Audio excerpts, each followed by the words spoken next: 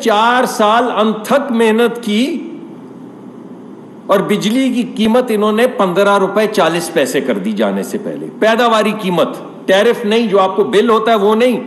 کارخانے میں جو بجلی پیدا ہوتی ہے، جو مہنگے کارخانے لگے تو اس کی قیمت 10 روپے تھی، اور جب سستا دور عمران خان کا آیا تو اسی بجلی کی مہنگی بجلی جو لگی ہوئی تھی اس کی قیمت ہو گئی 15.5 روپے. 15 روپے کیسے؟ جو ٹیرف جو آپ کو چارج ہوتا تھا جب چھوڑ کر گئے، بجلی کا ٹیرف یعنی بجلی جو آپ کو بل آتا تھا پر یونٹ، اس کی قیمت جو آپ کو چارج ہوتی تھی وہ 14 روپے 14.5 روپے تھی مہنگے دور میں. اور سستے دور میں جب ہم آئے تو 23 سے 24 روپے تھی. پیداواری قیمت 10 سے 15.5 روپے ہو گئی. آپ کے بل کی پر یونٹ قیمت جو ہے وہ 14.5 روپے سے بڑھ کے 23-24 روپے ہو گئی. یہ سستا دور تھا عمران خان کا، یہ ریاست مدینہ تھی. اور یہ مسیحا آج یہاں پہ بیٹھ کر سب کو بھاشن دے رہے ہیں، مہنگائی کا بھاشن دے رہے ہیں.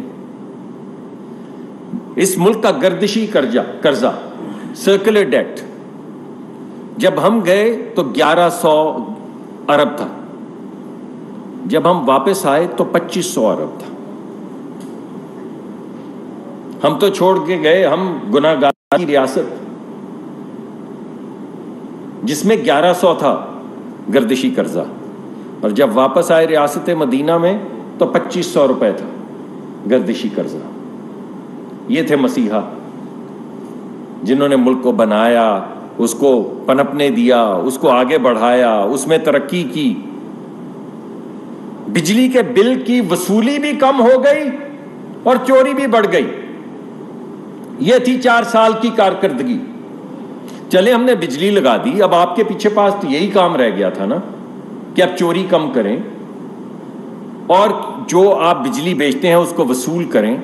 چوری بڑھ گئی، وصولی کم ہو گئی. مگر یہ آج بھی مسیحا ہیں. کمال بات نہیں ہے یہ. ہم ابھی قطر گئے، آپ کے پاس آئے واپس، میں نے خود آپ کے سامنے یہ بتایا کہ ہم اب کوشش یہ کر رہے ہیں کہ پاکستان میں انویسٹمنٹس آئیں. اللہ کا کرم ہے، آئی ایم ایف کا پروگرام آ گیا. جس دیوالیہ پن کی طرف یہ ہمیں لے کر جا رہے تھے، جس کی آخری اٹیمپٹ انہوں نے وہ خط لکھ کے کی. خیبر پختونخوا کی حکومت نے آئی ایم ایف کا پروگرام جس دن ملنا تھا اس سے 1 دن پہلے خط لکھا، جس کی ویڈیو کلپس آپ دیکھ چکے ہیں، جس میں ان کے ہمارے پرانے جو معیشت کے وزیر ہیں وہ فون کر کے کہہ رہے ہیں خیبر پختونخوا کے وزیر خزانہ کو کہ تو یہ خط لکھ، اور وہ آگے سے کہہ رہے ہیں کہ یہ تو بلیک میلنگ ہے، نہیں تو ہم نے تو ویسے بھی ان کو برباد کرنا ہے. اور وزیر خزانہ پنجاب نے کہا کہ آپ ریاست کو تو نقصان نہیں پہنچا رہے کہیں. تو جواب دیا کہ ایسی ریاست کو کیا کرنا ہے جہاں پہ ہمارے خان کے خلاف مقدمات ہو رہے ہیں.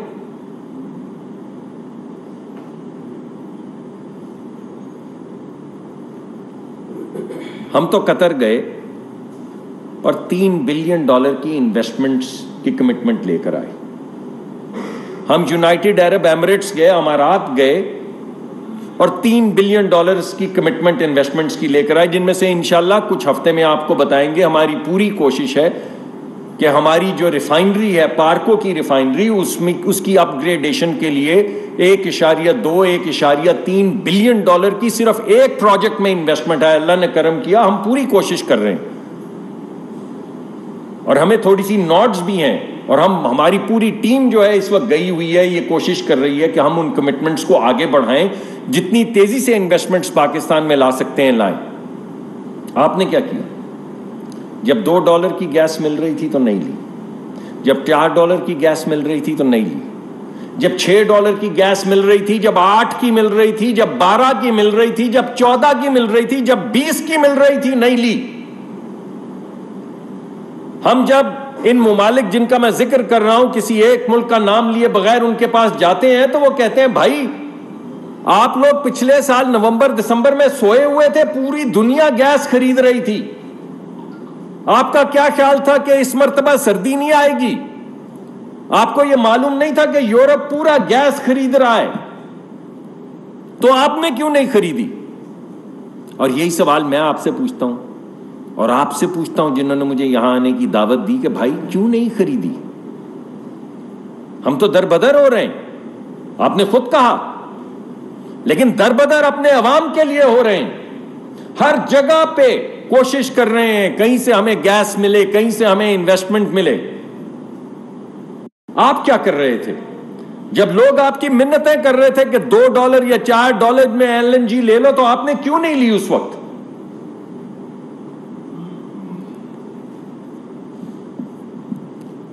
ہم نے تو یہ کیا کہ بجلی کے مسائل حل کیے، گیس کے مسائل حل کیے، موٹر وے بنائی، ہائی وے بنائی، پورٹ بنایا، سی پیک میں انویسٹمنٹ کروائی۔ آپ نے کیا کیا؟ سی پیک کو برباد کیا۔ صرف وکٹمائزیشن کرنے کے لیے آپ نے پوری دنیا میں اعلان کیا کہ سی پیک کے اندر جو انویسٹمنٹ ہو رہی ہے وہ فرنٹ مین کمپنی ہے، جس کے نتیجے میں پھر چینی سفیر نے لاہور میں چیمبر آف کامرس میں کہا کہ پاکستان از نو مور آر ڈیسٹینیشن آف چوائس، یعنی ہم پاکستان میں انویسٹمنٹ نہیں کریں گے، ہم اپنی عزت خراب کرنے کے لیے انویسٹمنٹس نہیں کرتے۔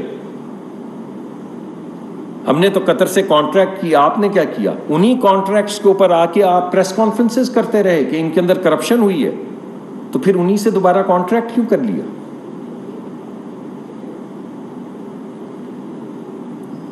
آپ نے کسی کو چھوڑا؟ چین پہ الزام لگایا، قطر پہ الزام لگایا، کبھی امریکہ کے اوپر الزام لگایا، کبھی کشمیر کی ثالثی اس کو دے دی۔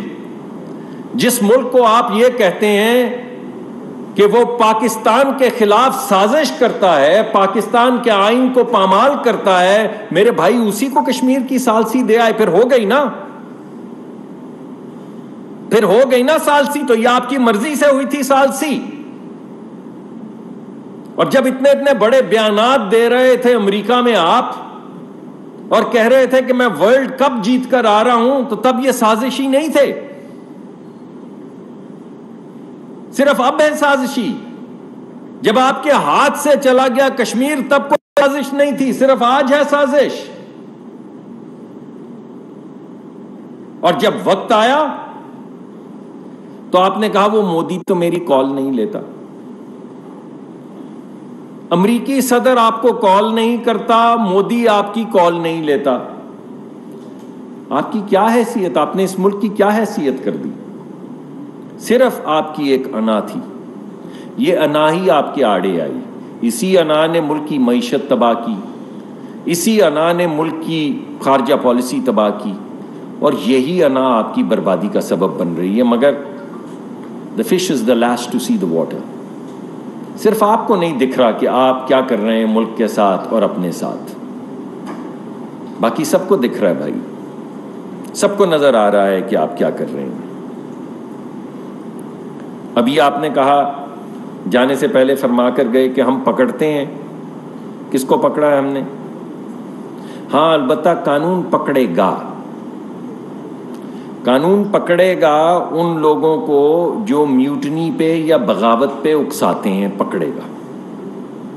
قانون پکڑے گا ان لوگوں کو جو آدھے پاکستان کے جو جرنیل ہیں ان کو کہیں یہ محب وطن نہیں ہیں، یا یہ میریٹوریس نہیں ہیں، یا تکڑے نہیں ہیں، ان کو قانون پکڑے گا۔ قانون پکڑے گا ان لوگوں کو جو ڈیوڈ فینٹن کو اپنا رکھیں گے لابسٹ، جو پاکستان کے نیوکلیئر پروگرام کے خلاف سازش کرنے کے لیے امریکہ میں اپنے ایجنٹ مقرر کریں گے، قانون کی زد میں آئیں گے تو قانون پکڑے گا۔ قانون پکڑے گا آپ کو اگر آپ ملک ریاض سے 450 کنال لے کے اس کو $250 ملین جو ریاست کے اسٹیٹ بینک کے اکاؤنٹ میں آنے تھے وہ ملک ریاض کے اکاؤنٹ میں ڈالیں گے تو قانون آپ کو پکڑے گا۔ اگر جس کو آپ وہ شائننگ سٹار کہتے ہیں، وہ کیا نام ہے، عارف نقوی صاحب، ان سے 3 ملین پاؤنڈ لے کے ان کو $1 ارب 250 ارب रुपए کا فائدہ پہنچائیں گے تو بھائی قانون پکڑے گا. تو آپ اللہ کی پکڑ سے بھی ڈریں. جو کر رہے ہیں اس پہ غور کریں. جو آپ ملک کے ساتھ کر رہے ہیں اس پہ غور کریں. اللہ کی پکڑ سے بھی ڈریں اور اب قانون کی پکڑ سے بھی ڈریں. بہت بہت شکریہ.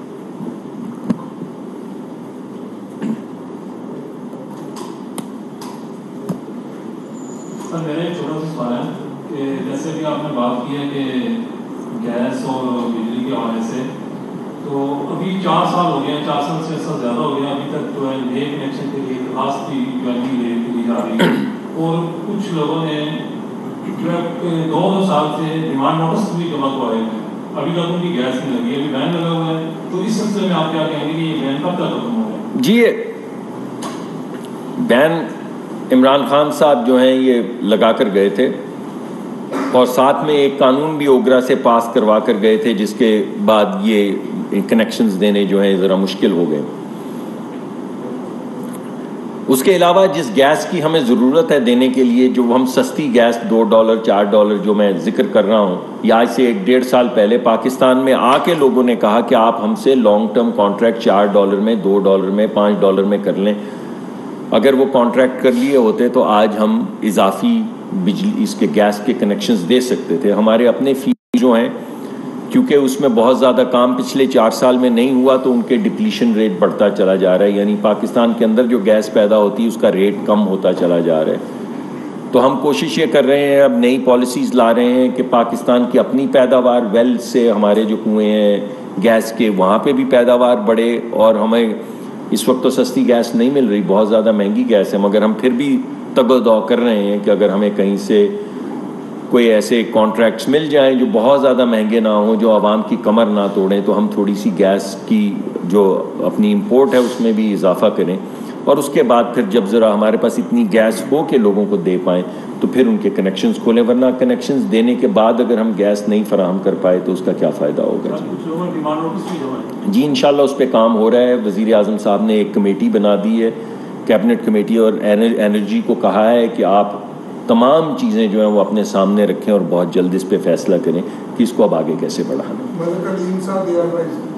سر حکومتی وزراء جتنی بھی ہیں پریس کانفرنس دیکھی جائے تو تحریک انصاف عمران خان صاحب کے خلاف الزامات کی تقریر کر رہے ہیں، جبکہ جب ہم ایکشن کی طرف دیکھتے ہیں تو ہمیں کچھ بھی نظر نہیں آتا. تو اس کا کیا مطلب سمجھا جائے کہ کیا یہ صرف سیاسی الزامات ہیں، بیانات ہیں؟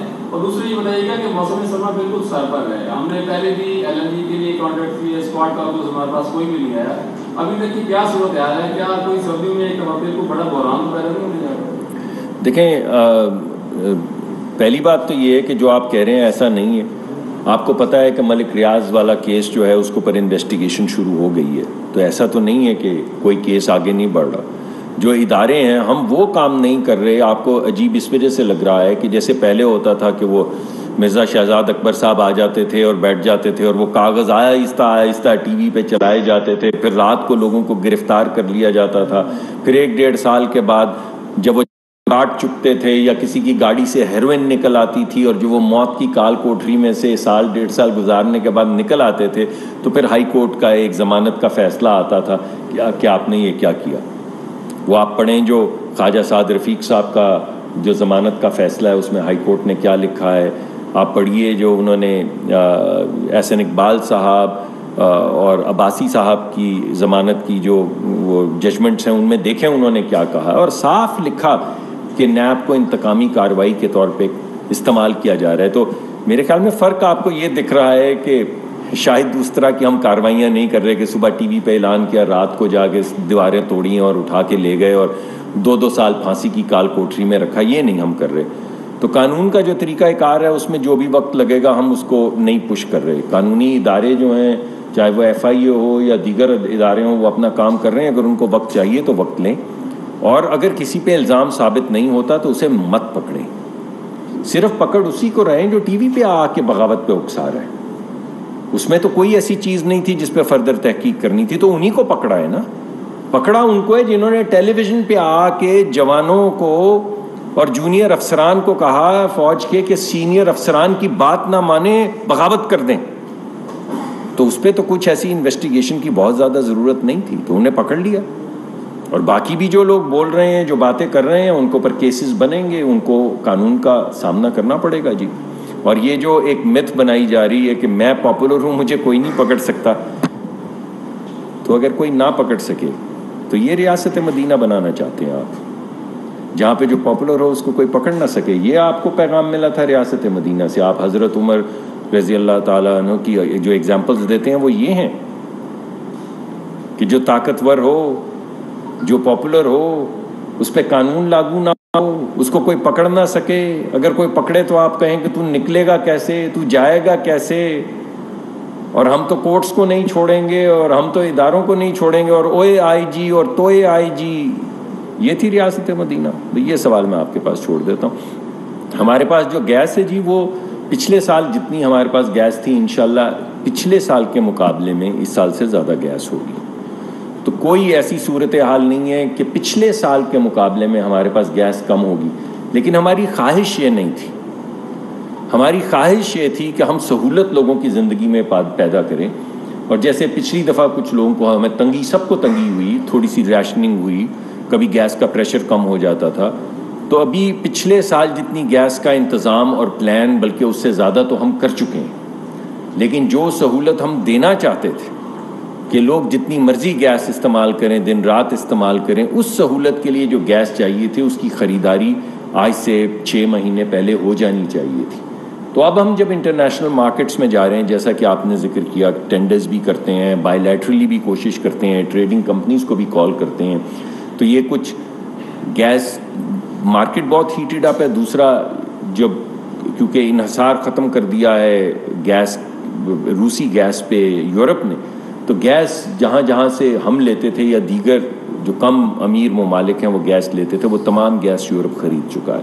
تو مشکلات ہیں, مشکلات ہمارے سامنے ہیں. ہم پوری کوشش کر رہے ہیں, لیکن یہ میں آپ کو بتانا چاہتا ہوں کہ جتنی گیس پچھلے سال سردیوں میں ہمارے پاس تھی, اس سے زیادہ کا انتظام ہم کر بھی چکے ہیں اور پلاننگ بھی کر چکے ہیں. اشفاق مغل صاحب, یہ بتائیں کہ آپ کہہ رہے ہیں کہ جو جن لوگوں نے بغاوت کا حصہ ہے ان کو قانون پکڑے گا, تو ابھی تک حکومت نے اس حوالے سے کیا پیش رفت کی ہے کہ ان لوگوں کو پکڑا جا سکے؟ کیونکہ بہت کی پریس کانفرنسز ہو رہی ہیں, بیانات ہو رہے ہیں, لیکن ابھی تو کچھ دیکھا نہیں جا رہا. جی, وہ آپ کے سامنے ہی, وہ جن نے آ کے ٹیلی ویژن پہ پریس کانفرنس کی تھی, تو وہ شہباز گل صاحب کو تو قانون نے اپنی گرفت میں لے لیا ہے.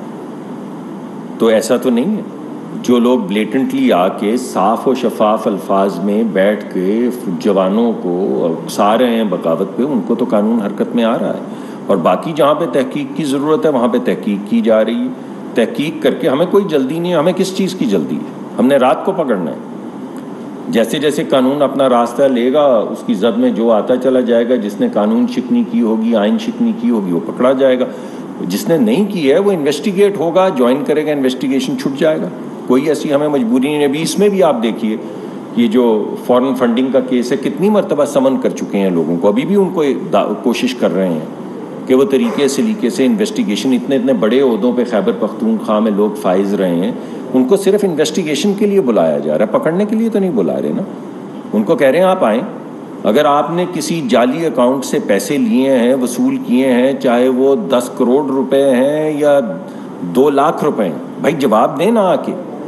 یہ کہاں سے پیسے آئے, یہ کس نے لیے, آپ نے نکالے ہیں ان اکاؤنٹس میں سے پیسے. ابھی آپ کو پتہ ہے کہ ایک اکاؤنٹ میں ان ڈکلیئرڈ اکاؤنٹ میں 78 کروڑ روپے نکلے ہیں. تو کسی کو جواب تو دینا ہے نا. تو ہم تو صرف اتنا کہہ رہے ہیں کہ آئیے, جن کے نام اس کے اوپر جو سگنیٹریز ہیں, جن کے نام ہیں, وہ آ کے بتائیں کہ یہ 78 کروڑ روپے کس نے بھیجے, کس نے لیے, کس نے نکالے, کہاں گئے, اس کا سورس کیا تھا, یہ ڈکلیئر کیوں نہیں کیے گئے. بس اتنے سے سوالات ہیں. جو جواب دے دے گا وہ آرام سے گھر میں رہے گا, اور اگر کسی نے کچھ قانون شکنی کی ہوگی تو قانون حرکت میں آئے گا. لیکن ہمیں ایسی کوئی جلدی نہیں کہ آج رات کو پکڑ لو, دیوار پھاڑو یا ہیروین ڈال دو. اگر ویسے نہیں پکڑا جاتا تو 13 کلو 20 کلو ہیروین ڈال کے پکڑ لو. نہیں, ایسا کچھ نہیں ہوگا. سیف الرحمان صاحب, سر میرا سوال آپ سے یہ ہے کہ آپ نے جس طرح ذکر کیا کہ بجلی گزشتہ گورنمنٹ نے اس کی جو پروڈکشن واسطے اس میں انکریز کی, سر یہ چیز آپ نے اس سے پہلے جو آپ نے وزارت کی کافی کام کیا, لیکن ابھی بھی آپ کو معلوم ہے کہ ملک میں بجلی کے ریٹس بہت زیادہ ہیں. 1 مہینے کی فیول ایڈجسٹمنٹ 300 تک ختم کرنے سے آپ بھی سمجھتے ہیں کہ اتنا فرق نہیں پڑے گا. عوام کافی تنگ ہیں, 24 روپے کا یونٹ ہے ایک. کیا کوئی ایسی ابھی کوئی ہے پرپوزل پچھلے سال جو یعنی کہ گزشتہ گورنمنٹ نے یہ کیا تھا کہ جو سردیوں کے 3 مہینے تھے اس میں اگر آپ پچھلے سال کے مقابلے میں بجلی زیادہ استعمال کرتے تھے تو اس کی کاسٹ جو تھی وہ آدھی کرتی تھی, وہ اضافی تھی. تو اس طرح کی لائیں تاکہ لوگ جو کیپیسٹی پیمنٹ سے پیسہ نکل رہا ہے لوگ زیادہ بجلی استعمال کریں. دیکھیں, پہلی بات تو یہ ہے کیونکہ آپ اس میں بہت مہارت رکھتے ہیں تو آپ کو پتہ ہے کہ اگر بجلی کی قیمت کی ری بیسنگ کر دی جاتی آج سے 2.5 سال پہلے تو فیول ایڈجسٹمنٹ اتنی بنتی نہیں ہے. فیول ایڈجسٹمنٹ تو بنتی اس وقت ہے جب آپ ری بیسنگ نہیں کرتے, اور 2020 میں ری بیسنگ کرنی تھی جو پچھلی حکومت نے نہیں کی, جس کے نتیجے میں آج یہ فیول ایڈجسٹمنٹ جو ہے یہ آپ کے سامنے آ رہی ہے. تو یہ جو فیول ایڈجسٹمنٹ آپ کہہ رہے ہیں کہ حکومت نہیں لے رہی, یہ اصل میں حکومت ریلیف دے رہی ہے, یہ ریلیف پروگرام ہے. ورنہ جو بیس میں اس میں ری بیسنگ میں آنا تھا وہ فیول ایڈجسٹمنٹ میں اب آتا ہے اور لوگوں کو بہت چبھتا ہے. ساتھ کے ساتھ اگر ری بیسنگ کرتے جاتے تو یہ فیول ایڈجسٹمنٹ نہیں ہوتی, یہ تو آپ کو معلوم ہے, مگر انہوں نے نہیں کی ہے. دوسری بات یہ ہے کہ جو آپ ٹیرف رجیم کا ذکر کر رہے ہیں کہ پچھلے سال اگر کسی نے, یہ پچھلی حکومت ٹیرف بنا کر گئی تھی کہ اگر آپ سال میں کسی بھی وقت ایک دن کے لیے بھی 300 یونٹ سے اوپر جاتے ہیں تو پھر آپ 50 یونٹ بھی استعمال کریں یا 100-150 بھی استعمال کریں, 50 تو پروٹیکٹڈ تھا مگر 100-150 اگر استعمال کریں تو اس پہ بھی 300 یونٹ کا ہی ریٹ لگے گا. تو یہ تو پچھلی حکومت کر کے گئی تھی, آپ کو معلوم ہے یہ قانون بنا گئے ہیں وہ اس ملک کا. تو یہ تمام چیزیں ہوئی ہیں, آہستہ آہستہ تھوڑا وقت لگے گا. ہمارے پاس تھوڑی سی اسپیس بھی کم ہے اس وقت. ہم کوشش کر رہے ہیں کہ معیشت کو اسٹیبلائز کر لیں. جیسے جیسے معیشت اسٹیبلائز ہوتی جائے گی, اس کم اسپیس ہونے کے باوجود آپ نے دیکھا ہے کہ جب سیلاب آیا ہے تو 70-80 ارب روپے کا تو ابھی کل پرسوں کابینہ کے اندر اضافی پیکج جو ہے وہ پاس کیا گیا, اور اس طرح کے پیکیجز روز پاس کیے جا رہے ہیں. وزیر اعظم خود جو ہے وہ سیلاب کے علاقوں میں جا رہے ہیں اور وہاں پہ کھڑے ہو کے کوشش کر رہے ہیں کہ لوگوں کے دکھ درد میں کچھ وہاں پہ کھڑے ہو کے خود سپروائز کر سکیں. اور ہماری 6-6 گھنٹے 4-4 گھنٹے روز میٹنگز ہوتی ہیں جس کی صدارت وزیر اعظم کرتے ہیں, جس میں ہمارے جو ڈیزاسٹر ریلیف پروگرام کے کی آرگنائزیشنز بھی آتی ہیں, مختلف منسٹریز بھی آتی ہیں, اور وہ اس لیول پہ کانورسیشن ہو رہی ہوتی ہے کہ کس ڈسٹرکٹ میں کتنے ٹینٹ گئے ہیں, کس ڈسٹرکٹ کے اندر کتنی ادویہ کے پیکیجز گئے ہیں. تو جب اس لیول کی انویسٹیگیشن یا اس لیول کی سپرویژن فراہم کی جا رہی ہو تو جو ہو رہا ہے ملک میں اس کا مداوع تو نہیں کیا جا سکتا, مگر کسی حد تک جتنی سخت ہے, جتنا ہمارا انفراسٹرکچر ہے, کسی حد تک کوشش پوری کی جا رہی ہے کہ ریلیف جتنی پاکستان کے اندر اسپیس ہے اس میں ریلیف دیا جائے, اور ریلیف دینے کی پوری کوشش کی جا رہی ہے. ظہیر صاحب سر 2 سوال ہیں چھوٹے چھوٹے. پہلا سوال یہ ہے کہ 2021 میں جب LNG کے جو ٹینڈر دیے گئے تھے 3 دفعہ, ستمبر, جولائی اور اکتوبر کے لیے, وہ 3 دفعہ جب زیادہ بولی دی گئی اس نے کانٹریکٹ کو منسوخ کر کے کم, پھر زیادہ والی میں دیے گئے 10 سال 27 کروڑ سے زیادہ کا نقصان ہوا. اس کو انویسٹیگیٹ کروائیں گے, جان بوجھ کے ٹیکنیکل وجوہات کے لیے.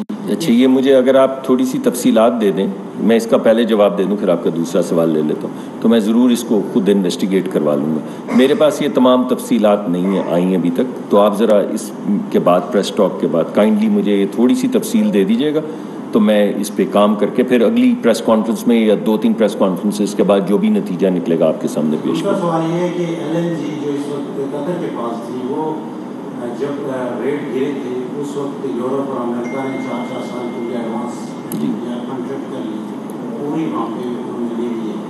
تو آپ نہیں سمجھتے کہ اس دفعہ سردیوں میں آپ نے کہا کہ پچھلے سال کے مقابلے میں ہم کوشش کریں گے اتنی ہے, آپ کو پرابلم نہیں ہوتی؟ بہت پرابلم ہو رہی ہے جی. میں تو آپ کو کہہ رہا ہوں کہ میں کسی ملک کا نام لینا تو معیوب ہے, لیکن جب ہم جاتے ہیں تو ہمیں کہا یہی جاتا ہے کہ آپ پچھلے سال سو رہے تھے, آپ کو کیا نہیں پتا تھا کہ اس سال پھر سردی آنی ہے.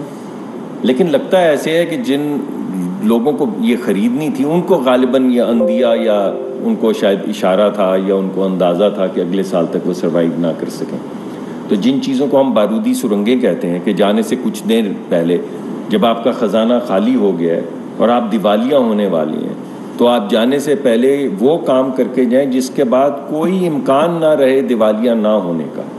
چاہے وہ پٹرول کی سبسڈی ہے یا 6 مہینے کے لیے اس کی قیمت فکس کر دینا انٹرنیشنل مارکیٹ سے 10 روپے کم، اور اس کا کسی جگہ پہ بجٹ نہیں تھا. آج بھی انہوں نے نہیں کہا کہ بجٹ میں کس جگہ پہ انہوں نے. اگر آپ کوئی اعلان کرتے ہیں تو اس کو بجٹ کر لیتے ہیں نا. اب ہم نے اگر سیلاب زدگان کی مدد کرنی ہے تو مختلف پیکیجز آ رہے ہیں. پرسوں جو پیکیج پاس ہوا ہے غالباً 70 ارب کا تھا، میں ہو سکتا ہے نمبر آگے پیچھے تھوڑے ہوتے ہوں. 70 تو ہم تو آپ کو بتا رہے ہیں کہ ہم نے بجٹ کی اس مد میں سے اتنے پیسے نکال کے یہاں خرچ کیے. اگر آپ کو لوگوں کو، ملک کو برباد نہیں کرنا تھا، لوگوں کو ریلیف دینا تھا، تو بتانا تھا نا کہ آپ کس مد میں سے کاٹ کے پیسے دیں گے. 110 ارب سے 120 ارب روپے کا ٹیکہ پاکستان کو جو لگایا، اس کے لیے کوئی بجٹ نہیں تھا. 6 مہینے میں وہ 700-800 ارب کا ٹیکہ بنتا ہے، مگر کوئی اس کے لیے بجٹ نہیں کیا گیا. تو یہ تمام چیزیں ایسا لگتا ہے، دیکھنے میں ایسا لگتا ہے کہ کوئی جانے سے پہلے بارودی سرنگیں لگا رہا تھا. سر ایک سوال، تو آپ حماد اظہر نے آپ کو چیلنج کر رہے ہیں، تو آپ ان کے ساتھ مناظرہ کیوں نہیں کرتے؟ میں آپ کے ساتھ جو حاضر ہو جاتا ہوں آپ کے سوالات کا جواب دینے. اب میں کو مناظرے کرنے آپ کہیں گے تو میں بیٹھ جاؤں گا، لیکن یہ مناظرہ کیا کرنا ہے کسی سے. لیکن جب آپ وہ آئیں گے، وہ تشریف لائیں. ویسے حماد صاحب کو میں جانتا ہوں، حماد صاحب اچھے آدمی ہیں، کچھ اب سخت باتیں کر رہے ہیں، لیکن میں نے تو آتے ہی یہ کہا کہ میں اپنے دوست کی فرمائش پہ آیا ہوں. انہوں نے کہا کہ وزیر نہیں آ رہے تو میں حاضر ہو گیا ہوں. آخری سوال چاچا کرمان صاحب. سر آپ نے بڑے مدلل طریقے سے بتایا مقام کے بارے میں کہ یہ بات ہوتی ہے، فوج کو اٹھایا، عدالتوں کو ٹیکس وغیرہ ٹھیک کیا. جہاں اس کا قانون ہے، اس قانون کے تحت ریاست تو اتنی کمزوری دکھائی تو اس کو گرفتار نہیں کی جائے، تو اس کی کوئی خاص وجہ ہے؟ جبکہ غریب آدمی ہے، دوسرے کے لیے قانون کا دورہ بنا رہا ہے، اس کا کوئی یہ نہیں. یہ آپ کا اچھا سوال ہے. میرے خیال میں ہم اس وقت اس پہ، میں نے اسی وجہ سے آپ کو کہا کہ ہر چیز پہ انویسٹیگیشن ہو رہی ہے اور قانونی اداروں کے ساتھ انٹرفیئر نہیں کیا جا رہا جیسے کہ پہلے کیا جاتا تھا. یہ نہیں کیا جا رہا کہ آج چک لو جی رات میں، یہ نہیں کیا جا رہا. تو وہ جو ادارے اپنا کام کر رہے ہیں، جیسے ہی وہ اپنی تفتیش مکمل کر کے کوئی کیس فائل کریں گے تو جو اس کی زد میں آئے گا اسے اٹھا لیا جائے گا. تو پھر اے نہ کہنا کہ کیوں پھڑے، اے نہ ہوئے کہ میں اتنے آواں اور پھر تسی میں کہو کہ تسی کیتا سیاسی لیڈر نے پھڑ لے. بہت شکریہ، بہت شکریہ. وزیر مملکت پیٹرولیم ڈاکٹر مصدق ملک نیوز کانفرنس کر رہے تھے. صحافیوں کے مختلف سوالات کے جوابات بھی تھے. ان کا یہ کہنا تھا کہ گزشتہ حکومت نے 1 میگا واٹ کی بجلی بھی نہیں خریدی. ملک میں بجلی اور گیس کا بحران عروج پر تھا. ملک کو برباد کرنے والے خود کو مسیحا سمجھتے ہیں. پی ٹی وی نیوز سے فی الوقت اتنا ہی.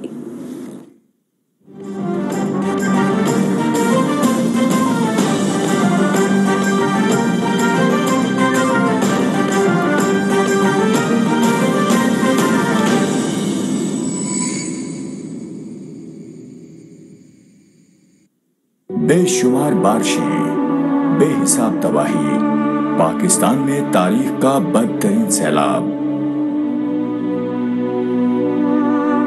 کوئی اپنوں سے بچھڑا تو کسی کا گھر اجڑا. سیلابی ریلوں میں بستیاں بہہ گئیں. سیلاب نے کھیتوں کی ہریالی چھین لی، کسانوں کے چہروں سے خوشحالی نوچ لی. وزیراعظم کی قوم سے عطیات کی اپیل، ہاتھ بڑھائیں، مشکل میں ساتھ نبھائیں. بے گھر سیلاب زدگان آپ کی امداد کے منتظر.